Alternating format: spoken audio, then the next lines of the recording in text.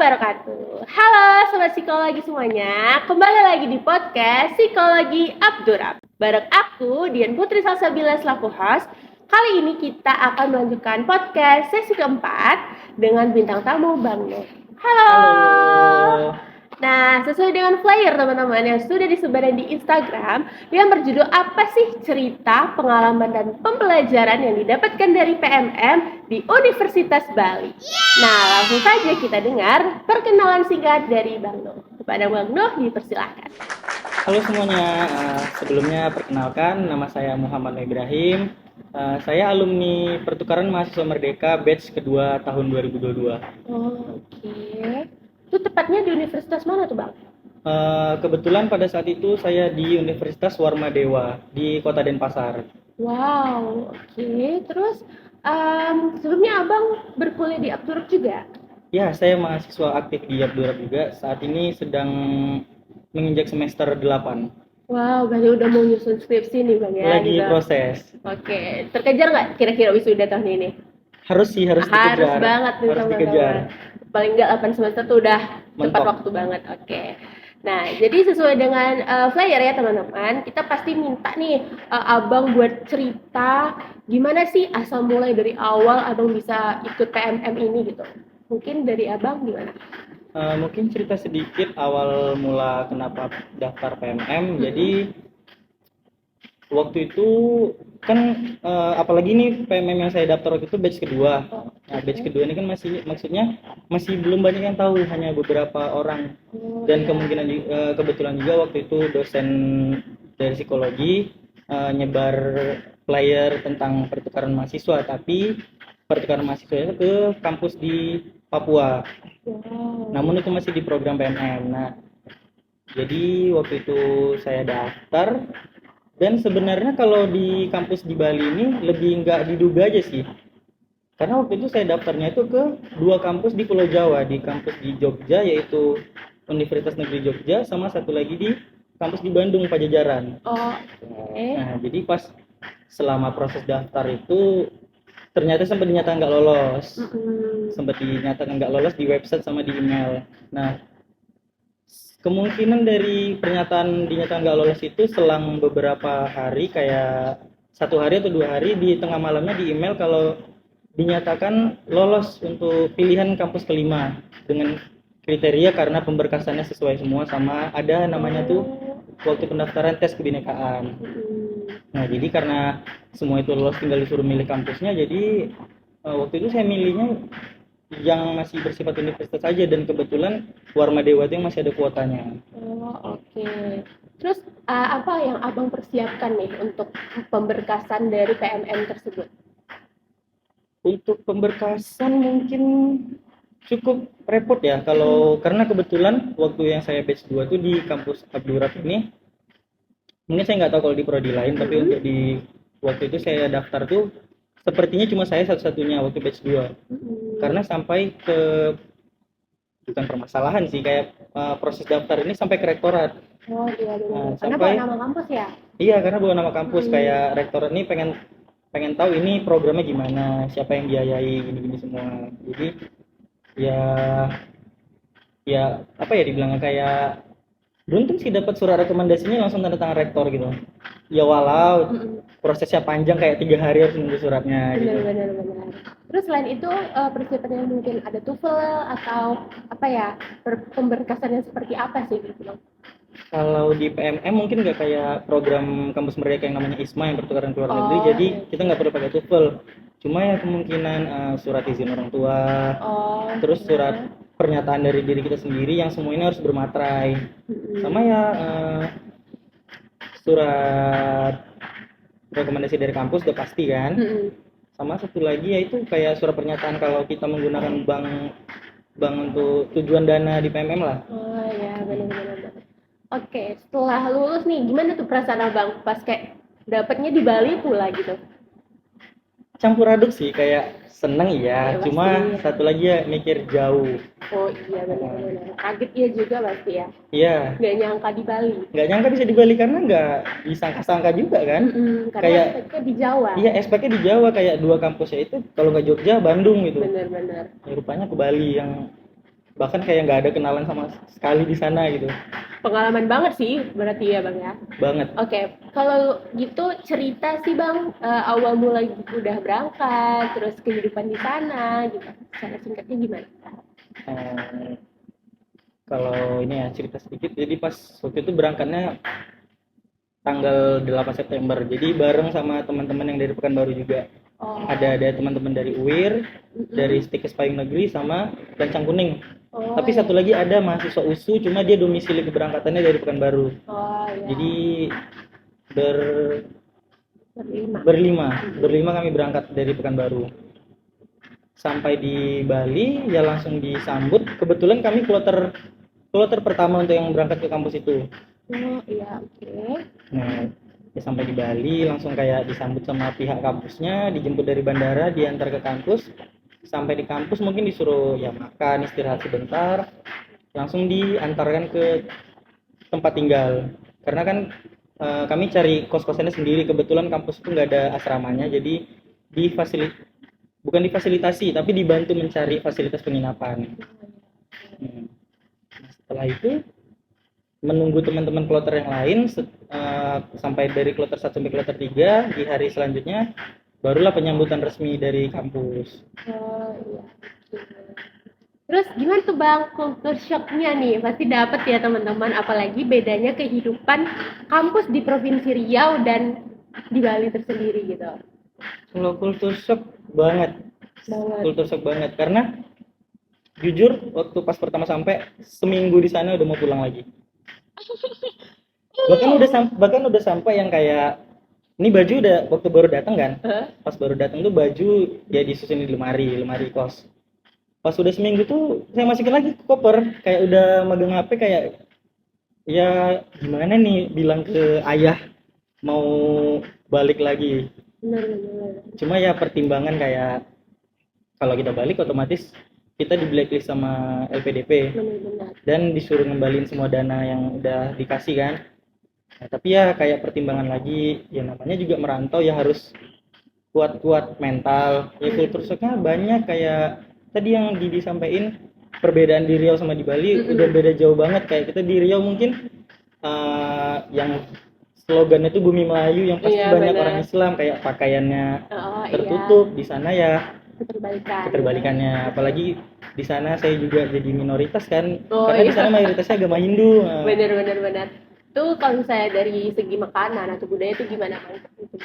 Dari segi makanan juga termasuk kultur shock, kayak nyari yang halal tuh. Apalagi waktu kos pertama saya tuh di dekat lingkungan Universitas Hindu Indonesia, yang dimana di lingkungan itu tuh banyakkan orang Hindu. Jadi ada beberapa orang Madura, tapi mereka lebih ke jual bahan-bahan pokok, nggak ada yang jual makanan gitu. Yang harus diolah juga ya. Iya, jadi ya kalau mau cari makanan yang udah jadi kayak di sini kayak nasi Padang misalnya. Di sana kan nyebutnya nasi campur. Mau nyari nasi campur tuh kayak effortnya harus jalan jauh dulu, atau ya cross-check di mana yang halal lah gitu, yang mungkin muslim yang jual. Jadi kultur shocknya karena di keadaan minoritas itu ya. Kalau kebudayaannya Bang? Kalau kebudayaan mungkin kultur shock di bahasa juga kan. Mungkin ada cerita lucu sedikit. Jadi kayak kita misalnya di Riau nih, kalau ketika kita nanya ke orang lain, kayak misalnya kayak saya mau nanya ke Didi, arah kampus Abdurrahman di mana? Oh itu nanti belok ke kanan, terus belok ke kiri ketemu. Nah waktu saya di sana tuh cara menjawabnya itu menggunakan mata angin. Jadi waktu itu pas pertama kali mau cari tempat makan, jadi nanya sama orang Bali gitu kan, mau nanya ini tempat makannya di mana ya? Oh nanti kalau di sana manggil yang lebih tua laki-laki Beli panggilannya kan. Nanti Beli ke arah utara, terus ke timur. Nah, sedang saya nggak tahu nih posisi di mana, kayak utara di mana, timur di mana. Ini saya di arah mata angin mana aja nggak tahu gitu. Bener. Jadi kayak harus konfirmasi ulang lagi gitu. Jadi pasti orang Bali itu tahu kalau misalnya ketika mereka menjawabnya dengan arah mata angin kita nggak ngerti, pasti tahu mereka kita pendatang gitu. Oh ya oke. Karena ciri khas di sana seperti itu gitu. Kalau misalnya apa tuh ya? Kalau di Bali sih yang di paling tahu tuh tari kecaknya atau kebudayaan dalam mereka beribadah itu gimana Bang yang Abang lihat? Secara langsung. Kalau secara langsung, kebetulan juga di kampusnya itu ada disediain tempat ibadahnya yang kayak pura kecil lah gitu di kampusnya kan. Nah jadi mereka tuh waktu ibadahnya bisa dibilang 3 kali sehari, kayak di jam 5 kalau nggak salah untuk paginya, terus di jam 12 siang, sama satu lagi jam 6 sore. Nah itu tuh yang mungkin ciri khas banget dari ibadahnya. Kayak mereka tuh kalau kalau saya dan teman-teman yang waktu PM itu nyebutnya azan, azan Hindu, Oh. azan Hindu gitu. Jadi kayak ya itu yang menurut kami unik sih, karena nggak didengar, karena nggak didengar kayak di tempat lain gitu, hanya di Bali itu aja gitu. Karena dia mayoritas itu ya. Iya, ya terus kayak, nah pertama kali pas sampai Bali itu waktu dijemput di bandara, yang menurut kami budaya paling unik juga, karena kan mereka Hindu tuh lebih kayak ibadahnya kadang bawa sajen atau Benar. sesaji ya, sesaji untuk ya persembahan mereka ke dewa mereka gitu kan. Nah jadi kalau nanti mungkin teman-teman ke Bali kayak ada namanya tuh canang. Oke, canang itu seperti gimana tuh Bang? Canang tuh kayak sesajen kecil yang di atas daun daun kelapa kalau nggak salah ya. Daun kelapa tuh yang dianyam jadi kayak piring kecil dia modelannya, terus di dalam tuh kayak ada bunga, ada roti Kayak kecil, nampan kecil gitu iya ya? ada uang. Nah itu kita pas pertama kali sampai di sana tuh udah disampaikan sama pihak kampusnya, kalau ketemu canang jangan diinjek. Karena menghindari ya Ya, percaya nggak percaya kejadian lah gitu, karena lihat sendiri juga. Oh iya. Terus kayak ada patung, pokoknya ada patung atau gimana gitu ya jangan sembarang didudukin, atau ada batu atau pohon yang dikelilingi kain catur gitu ya, pokoknya jangan sembarangan lah untuk di tempat-tempat yang kayak gitu. Karena itu mereka juga bilang percaya nggak percaya kejadian begitu. Nah, dan yang saya juga lihat sendiri gitu. Berarti bisa disimpulkan kebudayaan di sana tuh masih lekat banget ya Bang ya? Masih kuat banget untuk budayanya. Wow, baru tahu banget loh dari Abang cerita soal batu tadi, terus juga ya patung kalau sesajen itu mungkin seperti kayak orang welcome drink itu gitu ya? Atau gimana? Ya. Kan biasanya tuh ada welcome drink di saat penumpang nyampe, kayak kita tuh dikasih apa ya, ciri khas karena kita udah nyampe di tempat mereka gitu. Itu dapat nggak Bang? Itu tuh jadi pernah dapat di suatu film lah gitu kan, jadi kayak kita tuh dikasih apa gitu karena kita baru datang di tempat itu gitu, ada nggak? Kalau itu mungkin ya kalau kita baru datang ke Bali kayaknya enggak sih, waktu itu kami nggak ada ya, paling cuma penyambutan gitu aja. Cuma ada kan kalau di pertukaran mahasiswa ini ada nama mata kuliah itu modul Nusantara. Nah modul Nusantara ini ada 4 kegiatan. Yang pertama itu kebinekaan, terus refleksi, satu lagi saya lupa, sama yang terakhir itu kontribusi sosial. Nah mungkin kalau di kegiatan kebinekaan ini yaitu kayak mengunjungi tempat baik itu dalam budaya atau dalam konteks apa gitu yang memperkenalkan ciri khasan dari daerah itu sendiri. Nah jadi waktu itu ya kalau yang mungkin tadi kayak dibilang disambut kayak mungkin ada yang kayak namanya dikasih Cinder ya? Cinder yang merah itu atau gimana? Kayaknya iya. Cuma saya lupa juga namanya apa. Ada yang kayak dikasih beras gitu di sini. Nah itu tuh kalau kita kunjungan ke pura. Pura kalau orang bilang sana. Mereka bilang A-nya tuh kalau di akhiran jadi E. Kayak Pantai Kuta, nyebutnya di sana Pantai Kute. Pantai Kute, ke pura gitu. Nah, jadi waktu itu ke namanya tuh kami waktu itu kunjungan ke Puja Mandala. Puja Mandala itu tempat di mana 5 rumah ibadah berdekatan. Jadi nggak cuma pura aja, ada kelenteng, ada masjid, ada gereja gitu. Nah di sekitar komplek Puja Mandala ini toleransinya lumayan terjaga. Kayak ketika masyarakat Muslim sholat Jumat, ya masyarakat Kristen atau masyarakat Hindu membantu di daerah parkir atau di parkiran atau mengatur arus lalu lintas. Nah mungkin kalau ketika hari Minggu masyarakat Kristen yang beribadah, sebaliknya masyarakat Muslim sama masyarakat Hindunya. Nah ketika masyarakat Hindunya beribadah juga begitu sebaliknya. Jadi mereka saling tolong menolong dan toleransinya lumayan terjaga. Nah yang kayak tadi ditanyakin penyambutannya mungkin ketika di pura gitu, yang kalau mereka ngikuti runtutan ibadahnya gitu. Ada juga teman-teman yang ngikutin proses ibadahnya itu, mereka kayak dapat yang beras tadi, terus dapat juga gelang tridatu kalau dari pura itu, yang gelang 3 warna merah hitam putih itu. Oke. Terus gimana nih Bang setelah mengikuti PMM ini kan, terus kultur shock sama mata kuliahnya mungkin atau kegiatannya outdoor maupun indoornya gitu? Kalau kultur shock mata kuliahnya ada juga. Mm-mm. Nah, kebetulan karena saya mahasiswa psikologi di Abdurrahman ini kan. Nah, ketika ke Bali kemarin, itu saya lintas jurusan. Hmm, Karena di Universitas Warmadewa itu kebetulan nggak ada mata kuliah psikologinya. oke. Jadi harus lintas jurusan yang dimana mata kuliahnya harus bisa kita konversi ke mata kuliah psikologi. Mm-mm. Jadi waktu itu saya ngambil di Fakultas Ekonomi, Fakultas Sosial sama Ilmu Pemerintahan, Oh, sama iya. satu lagi Fakultas Hukum. Nah, jadi ya kayak kultur shocknya mungkin dia yang biasanya belajar psikologi ini belajar di mata kuliah lain, terutama kayak di kewirausahaan. Mungkin kalau di kewirausahaan kita di psikologi lebih ke pendekatan psikologis antara penjual dengan konsumen. Benar-benar. Nah, kalau di Fakultas Ekonomi lebih kayak gimana cara buat bisnis plan, gimana sih nyusun, gimana sih cara kita mempromosikan produk kita biar konsumen mau. Terus ada juga mata kuliah manajemen SDM yang dimana ya kalau kita di psikologi juga lebih ke pendekatan psikologisnya. Nah, kalau di sana itu lebih gimana pemerintahan ini ngatur manajemen Mm-mm. pemerintahannya gitu. Sama satu lagi saya ngambil di jurusan Fakultas Hukum, di jurusan hukumnya itu nama mata kuliahnya hukum adat. Nah, jadi ya itu belajar lebih banyak belajar kebudayaannya di mata kuliah hukum adat itu. Kayak Oke, kalau di oke. ya kalau di Bali itu rupanya desanya ada dua, Oh iya. ada desa dinas dengan desa adat.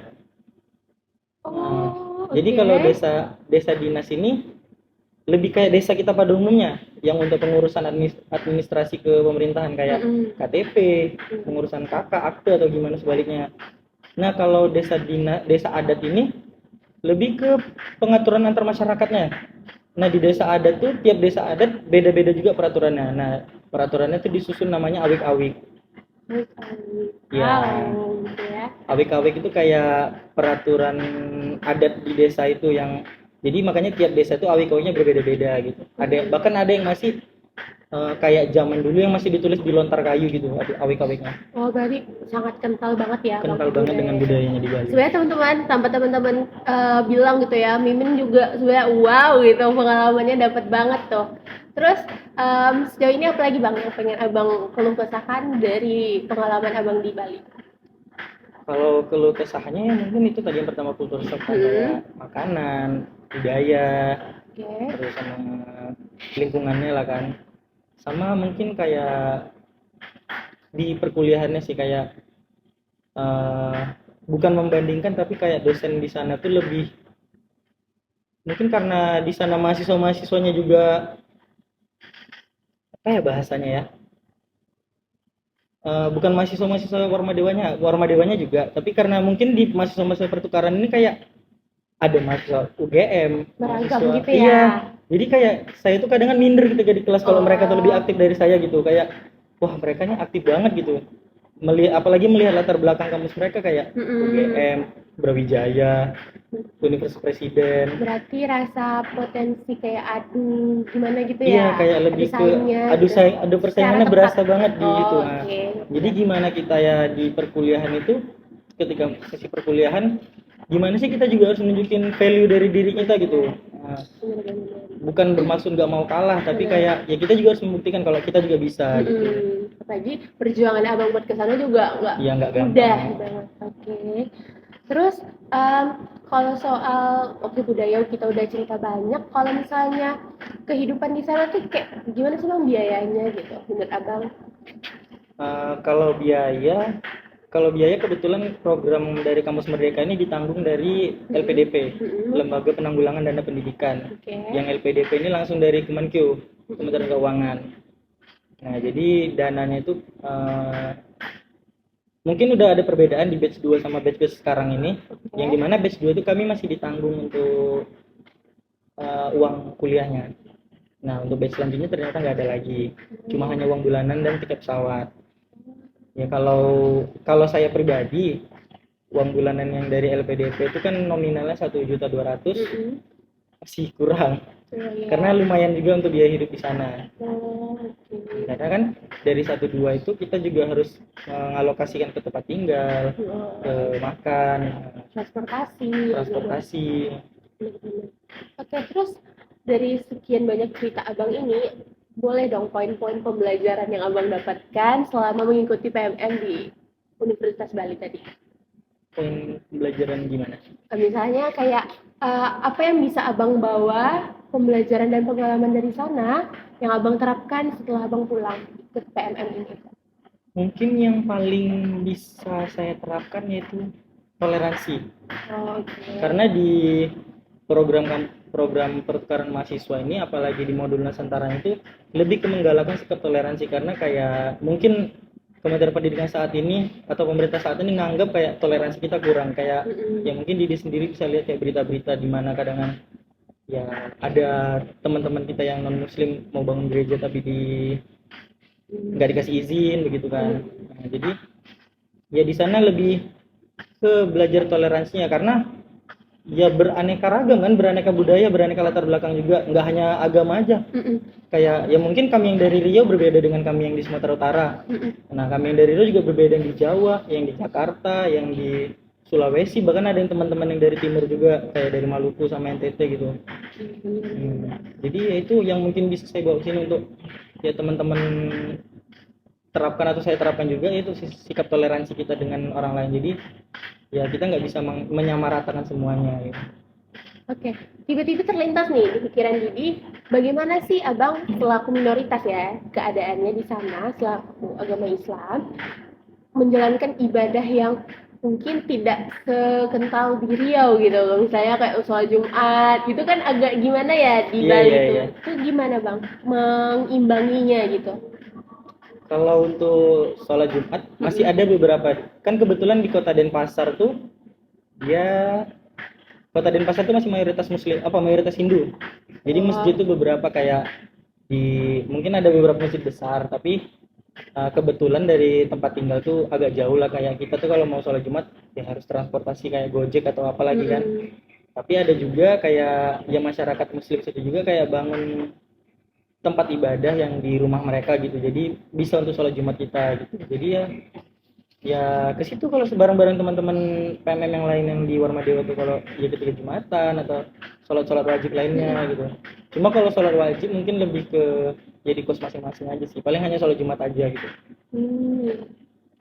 Kalau keadaannya ini misalnya azan tuh gimana bang? Kayak tetap dilantunkan gitu atau gimana? Di masjid besar iya. Nah waktu di masjid dekat tempat tinggal abang kemarin yang di Bali itu ya nggak ada sih. Ada tapi dia lebih ke pengeras suaranya hanya di dalam, jadi nggak terlalu dengar keluar gitu. Malah ya kalau kita itu kayak tadi saya bilang ajan Hindu itu malah itu yang lebih terdengar ketika jam 12 siang, jam 6 sore, ya, jam 5 subuh karena lebih mayoritas mereka gitu yang ya. mayoritas ya. Oke. Dari banyak cerita abang nih, apa yang paling mengingatkan abang paling seneng ikut PMM di Bali gitu, kayak satu momen atau apa gitu? Kalau satu momen yang paling menyenangkan yaitu ketemu teman-teman baru semua. Oke, nambah temen ya. Nambah temen, terus kayak jadi kenal, nggak hanya kenal budaya Bali tapi juga kenal budaya teman-teman yang di pertukaran situ juga, kayak gimana sih kalau di Jawa Tengah tuh latar belakang mereka budayanya, ternyata mereka bahasanya halus-halus. Jadi kalau ketemu yang teman-teman dari Medan agak culture shock juga. Terus ya teman-teman dari timur ternyata sama kayak teman-teman dari Medan yang logatnya itu hampir mirip dan nadanya itu juga keras gitu. Ya itu sih. Sama mungkin ada satu momen yang mungkin nggak paling berkesan banget gitu, kayak apa, ketika kontribusi sosial. Jadi ada satu kunjungan namanya ke desa apa lupa namanya ya, ke desa apa gitu lupa, tapi dia itu di daerah Singaraja yang dimana satu desanya itu bisu semua penduduknya. Iya. Jadi cara kita berinteraksi gimana? Ya kita ada kayak tour guide jadi desa itu nggak cuma ini, bahkan di desa itu juga terdaftar di UNESCO kayak warisan budaya gitu juga. Nah, jadi kayak dalam satu keluarga tuh misalnya si ayah dan ibunya bisu, kemungkinan anaknya nggak bisu. Nah, tapi hampir mayoritas bisu, kayak kemungkinan 60% atau 70% gitu. Terus gimana tuh first impression abang pas Itu di situ? kayak wah gitu, baru ini lihat. Ya biasanya mungkin hanya satu dua orang, tapi ini kayak satu desa gitu. Bahkan kayak di sekolahnya itu, nah itu yang mungkin menurut saya yang bikin tersentuh, kayak yang mereka nggak ada saling sudut menyudutkan atau saling asing mengasingkan dengan teman-teman yang berkekurangan gitu. Tapi mereka saling mensupport. Nah di situ ada nama. Nah kalau teman-teman tuli kan otomatis mereka tidak mendengar. Jadi di desa itu tuh mereka juga ada tariannya juga. Nah tariannya itu walaupun kita tabu alat musiknya, mereka nggak akan dengar kan. Mereka cuma berdasarkan instruksi untuk gerakannya. Itu sih yang paling berkesan banget. Sama ya mungkin kisah mereka kenapa di satu desa itu bisa bisu semua, kan sempat bertanya juga, karena kan selama kami kayak kunjungan-kunjungan itu juga harus melakukan observasi kan. Itu kayak cerita mereka. Jadi mereka tuh waktu itu dipimpin sama satu kepala desa, yang kepala desanya itu mungkin, nah ini kalau nggak salah mungkin bisa dikoreksi juga kan, kepala desanya itu kayak korup atau zalim lah gitu ke masyarakatnya. Jadi kayak masyarakatnya tuh mogok bicara. Nah ketika mereka mogok bicara ini, mereka dikutuk sama si, kalau nggak salah kepala desanya yang ngutuk. Jadi itu sampai beberapa keturunan sampai sekarang itu. Ini cerita dari ininya, Bener-bener asal mulanya. asal mulanya menurut dari desa itu gitu. Wow, oh ngerti. Gimana nih teman-teman? Kayak wow banget ya bang, dapat pengalaman cerita yang nggak mungkin kita dapatkan kalau kita nggak melakukan hal itu gitu. Benar. Terus gimana bang? Setelah selesai PMM, perasaan abang mungkin ada sedikit apa ya, sedih gitu atau gimana? Setelah selesai, bahkan sebelum selesai udah kebayang sedihnya sih. Oh, karena pisah sama Iya, teman-teman gitu. kayak ya hamin hamin 30 lah, 1 bulan tuh udah mulai kebayang nih gimana sedihnya, karena bakal harus balik ke asal masing-masing dan belum tentu bisa ketemu dalam kurun waktu dekat gitu. Jadi itu yang bikin sedih, kayak ya mungkin komunikasinya bakal berkurang gitu, kayak udah bersama, udah bareng-bareng, udah susah senang bareng, udah apa, terus balik lagi gitu. Terus apa mungkin yang ingin abang sampaikan kepada teman-teman yang nonton? Mungkin gimana sih biar bisa dapat pengalaman yang sama atau lebih daripada itu? Kalau saran, kita harus mau sih, harus mau dalam artian yaitu kita harus menganggap diri kita kurang dalam artian itu kayak kita kurang cukup aja nih. Kayak kita misalnya dalam belajar kita kurang cukup, ya belajar lagi gitu. Kalau pengalaman kita kurang, ya kita cari lagi gitu untuk menambah pengalaman kita. Karena ya mungkin kalau hanya di perkuliahan saja pengalaman kita kurang gitu. Nah jadi kalau kita kayak saya kemarin ikut PMM, nggak cuma ilmu aja, tapi wawasan saya jadi bertambah. Kayak ya itu yang saya nggak pernah tahu Bali gimana, jadi tahu gitu. Terus gimana nih kesan abang setelah mengikuti PMM itu? Ke PMM-nya gitu. Kayaknya kesannya sama kayak slogan PMM sih. Kan slogannya itu bertukar sementara, bermakna selamanya. Benar. Itu memang bertukarnya ya cuma kebetulan lumayan lama, kayak 4,5 bulan. Oh, di sana. Nah, jadi itu bermaknanya sampai sekarang. Oke. Berarti abang masih kontek-kontekan sama teman-teman yang pernah kemarin berinteraksi gitu ya di sana? Masih. Oke. Itu kan ada yang LDR juga. Oke. Nah, terus teman-teman nih, setelah jauh perjalanan Abang Nuh cerita nih ya, dia ngikuti PMM di Universitas Bali. Boleh dong Bang sharing gimana Abang sebelumnya berkuliah di psikologi Abdurrahman ini gimana Bang? Kalau saya jadi mahasiswa di sini ya kebetulan juga saya jadi kosma. Oh iya. Nah jadi ya nge-handle teman-teman. Jadi ya mengikuti perkuliahannya juga lumayan aktif, walaupun kadang-kadang sering bolong-bolong juga. Ya, nah yang mungkin bikin berbedanya karena kebetulan waktu itu pas masih di sini masih online karena COVID kan. Oh iya. Nah pas saya kembali kemarin itu pertama kali ngerasain offline. Nah di sini waktu itu masih online aja kan, paling offline tuh hanya ya ketika kita praktikum. Jadi yang full offline-nya ngerasainnya di Bali kemarin. Oh oke. Terus gimana Bang sistem belajar mengajar dosen di sini atau mungkin sistem cara menjelaskan pembelajarannya, mata kuliahnya gitu. Kalau sistem belajar di sini